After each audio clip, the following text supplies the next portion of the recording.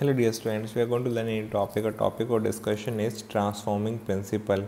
That is part of the search for genetic material. Therefore, we are going to start with the transforming principle that comes under the topic the search for genetic material. This topic is very important for exam point of view. Question has come from this topic directly in exam. Therefore, watch the video till the end. Hello प्यारे बच्चों, इस video में discuss करने वाले हैं transforming principle, जो कि आता है the search for genetic material के लिए जो टॉपिक है उसके अंदर आता है सबसे पहले ट्रांसफॉर्मिंग प्रिंसिपल। इसी को हम डिस्कस करने वाले हैं।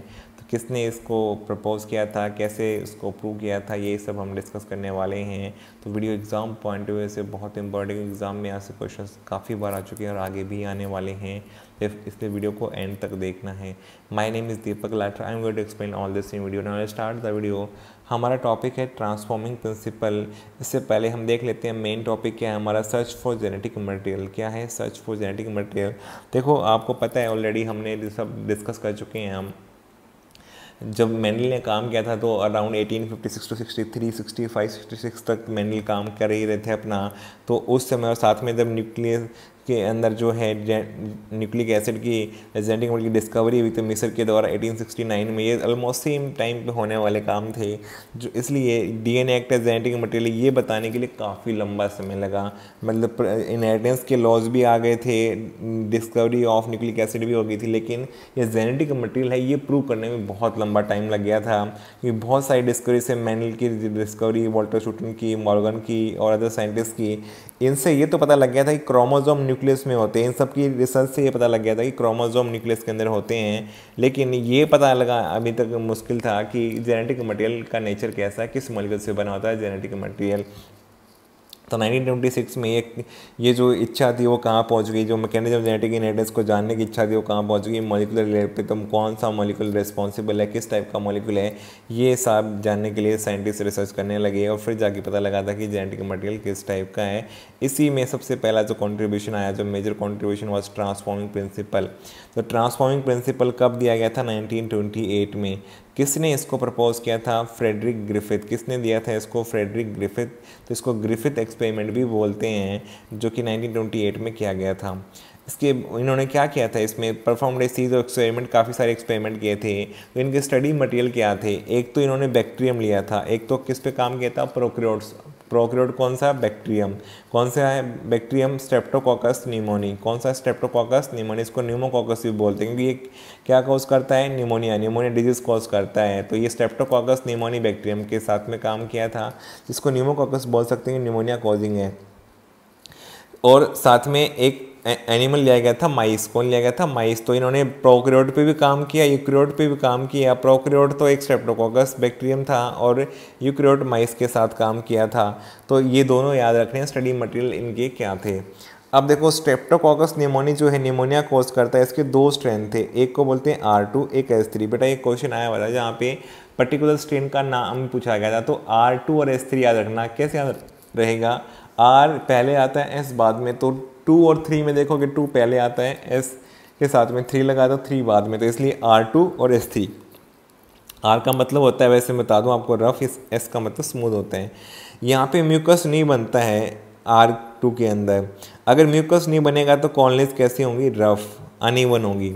जबकि ये म्यूकस बनाता है S3 वाला, तो ये इसकी कॉलोनीज कैसी होंगी बेटा? स्मूथ। तो म्यूकस जहाँ बनता है वहाँ कॉलोनीज स्मूथ बनती हैं, जहाँ म्यूकस नहीं बनता है वहाँ कॉलोनीज रफ बनती हैं। R2 का नेचर कैसा है? नॉन विरुलेंट या डिजीज कॉजिंग नहीं है, निमोनिया कॉज नहीं करता है, इसलिए कैसा है? Non pathogenic. कैसा है? Non pathogenic. जबकि S3 का कैसा है? विरुलेंट है, डिजीज कॉजिंग एबिलिटी है। तो कैसा है बेटा? ये पैथोजेनिक। ये पैथोजेनिक का काम करता है और ये डिजीज कॉज कर सकता है, निमोनिया। कौन सा कॉज करेगा? निमोनिया। तो दो स्ट्रेन थे, एक R2, एक S3। R2 के पास में जो है म्यूकस बनाने की एबिलिटी नहीं है, तो रफ कॉलोनीज बनाता है। साथ में नॉन विरुलेंट है, तो ये नॉन पैथोजेनिक है, निमोनिया कॉजिंग नहीं है। S3 म्यूकस बनाता है तो स्मूथ कॉलोनीज बना सकता है, और ये विरुलेंट है और ये डिजीज कॉजिंग एबिलिटी रखता है, पैथोजेनिक है या निमोनिया कॉजिंग है। एक्सपेरिमेंट किया गया था। एक्सपेरिमेंट जो हुआ था बेटा वो कुछ इस तरह से था। एक्सपेरिमेंट जो था, यहाँ पे माइस को लिया गया था और बैक्टीरियम को, तो यहाँ पे इंजेक्ट किया गया था। तो इसमें क्या क्या जो है यहाँ पे प्रिपेयर किया गया था पूरा सेटअप, जिसमें माइस, लिविंग माइस था ये वाला। पहली बार उसको जो है लाइव S3 दिया गया, लेकिन क्या हुआ कि माइस की यहाँ पे डेथ हो गई। क्यों? क्योंकि इसके अंदर निमोनिया हुआ और निमोनिया होने से माइस डाइड। S3 आपको पता है पैथोजेनिक है, निमोनिया कॉजिंग है। फिर लाइव माइस दूसरे सेटअप में लिया और लाइव R2 दिया गया। इसके देने के बाद में कोई निमोनिया नहीं हुआ और माइस लाइव रहा, जिंदा रहा बेटा। इसके अंदर कोई भी निमोनिया के सिम्टम दिखाई नहीं दिए। तो R2 से निमोनिया डेवलप नहीं होता है, S3 देने से निमोनिया डेवलप होता है। फिर थर्ड में इन्होंने क्या किया बेटा, जो लाइव माइस था उसको हीट किल्ड S3 दे दिया। हीट किल्ड अगर किसी को करते हैं लिविंग ऑर्गेनिज्म को बेटा, तो उसके बहुत सारे डैमेज होते हैं स्ट्रक्चर्स में, फंक्शंस में, लेकिन कुछ चीज़ें बच जाती हैं। तो वहाँ पे उसका इफ़ेक्ट देखने के लिए कि क्या वो चीज़ जो निमोनिया कॉज करी थी उस पर इफ़ेक्ट पड़ता है नहीं पड़ता। तो माइस के जो है निमोनिया कॉजिंग वाले पे यहाँ पे क्या हुआ, इफ़ेक्ट थोड़ा बहुत गया और निमोनिया डेवलप क्यों नहीं हुआ? क्योंकि S3 ने प्रॉपर वो काम नहीं कर पाया जो डिजीज़ कॉज करने के लिए करता है।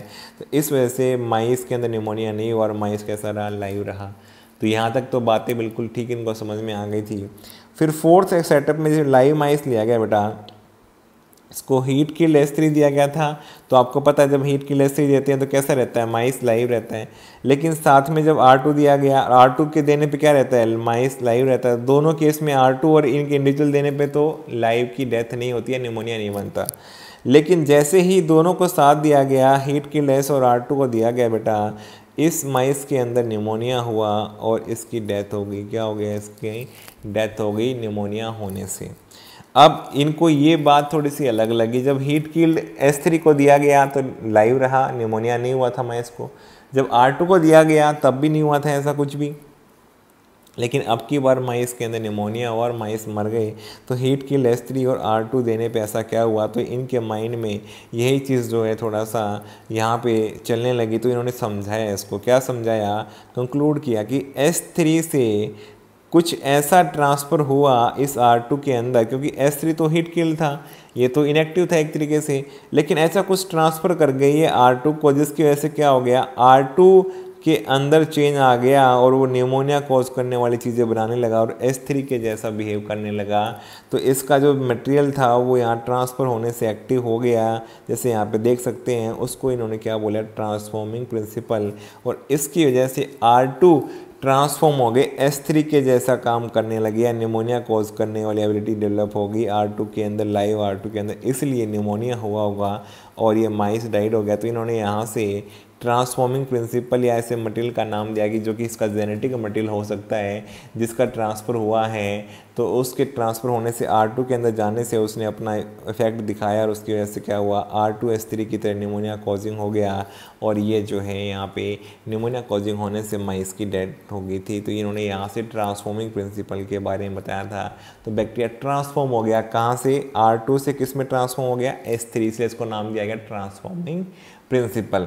एग्जैक्टली इस मॉलिक्यूल का नेचर क्या है, जिसका जेनेटिक मटेरियल है, ये पता नहीं लगा था। यही इसका क्या था, drawback. He could not define the biochemical nature of genetic material. ये नहीं बता पाए थे कि जेनेटिक मटेरियल का बायोकेमिकल नेचर कैसा है। ये जो है फ्रेडरिक ग्रिफिथ नहीं बता पाए थे अपने एक्सपेरिमेंट में ट्रांसफॉर्मिंग प्रिंसिपल में। तो इन्होंने यहाँ तक इतना जो बताया ये बहुत ही क्रूशियल था, बहुत ही इम्पोर्टेंट था आगे की रिसर्च को बढ़ाने के लिए। तो आगे साइंटिस्ट ने इससे भी आगे काम करके देखा, लेकिन यहाँ तक का काम जो फ्रेडरिक ग्रिफिथ ने किया वो बहुत ही अच्छा था, बहुत ही वंडरफुल था, इसलिए आगे की रिसर्च हो पाई थी। तो मुझे उम्मीद है सारी बातें आपको ट्रांसफॉर्मिंग प्रिंसिपल के बारे में समझ में आ गई होंगी। अगर आपको बेटा वीडियो अच्छा लगा तो वीडियो को लाइक करो, कमेंट करो, चैनल पे नए हो चैनल को सब्सक्राइब करो, अपने फ्रेंड से शेयर करो। Thank you for watching the video.